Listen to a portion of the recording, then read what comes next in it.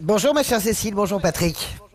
Oui, alors Françoise, cette France qui est en première ligne, dont on parle tous les matins, vous nous dites que, en fait, eh bien, c'est la France des Gilets jaunes, Françoise. Oui, alors je sais d'ailleurs à quel point cette affirmation donne des boutons à certains, et pourtant les chiffres sont imparables. Qui est en première ligne aujourd'hui? Je ne parle pas des soignants bien sûr, hein, pour faire tourner l'économie. Les ouvriers, 36% des ouvriers travaillent aujourd'hui.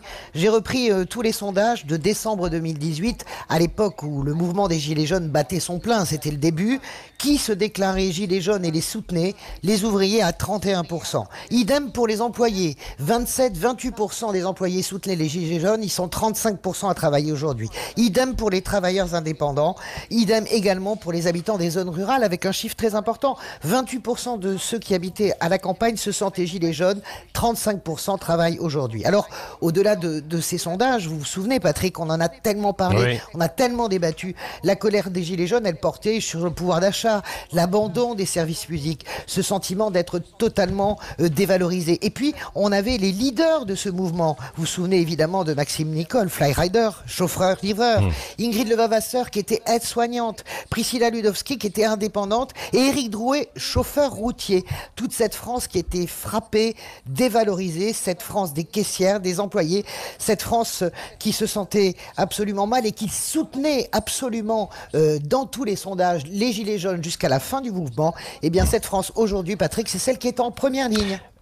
Oui, et il faudra en tenir absolument compte après l'épidémie, Oh, Françoise. absolument, hein. Ça peut pas être que des mots, parce que cette crise inverse tout. D'ailleurs, c'est plus d'ailleurs une rupture qu'une crise. Une crise, ça passe. Une rupture, c'est quelque chose qui modifie profondément les données et tout ce qu'on connaissait. En ce sens, la pandémie de Covid est une véritable rupture. Les derniers deviennent les premiers de cordée, c'est évident.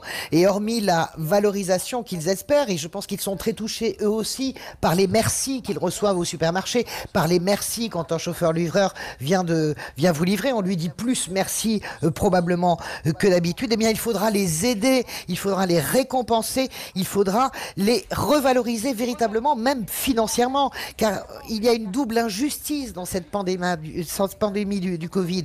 La crise sanitaire qui frappe, on le voit depuis quelques jours, les plus fragiles et les plus pauvres, confère ce qui se passe évidemment en Seine-Saint-Denis, hein, où la mortalité est excessive parce que ce sont des populations pauvres et qui en plus travaillent beaucoup aujourd'hui et sont totalement exposés avec des infrastructures en ruine depuis des années. Donc il faudra véritablement réparer cette injustice et je le dis ce matin, il faut soutenir les entreprises, c'est très important. Il faut soutenir les banques également. On nous annonce que peut-être si ça va trop mal, il pourrait y avoir un pourcentage taxé sur vos revenus au-dessus de 100 000 euros pour sauver les banques. Ça nous rappelle véritablement 2008. Oui, mais c'est pas suffisant. Il faudra aussi soutenir les plus fragiles, la classe moyenne ou la classe ouvrière supérieure, au risque sinon d'avoir une véritable explosion sociale, car la sortie de cette rupture sera encore pire, je pense, que cette pandémie.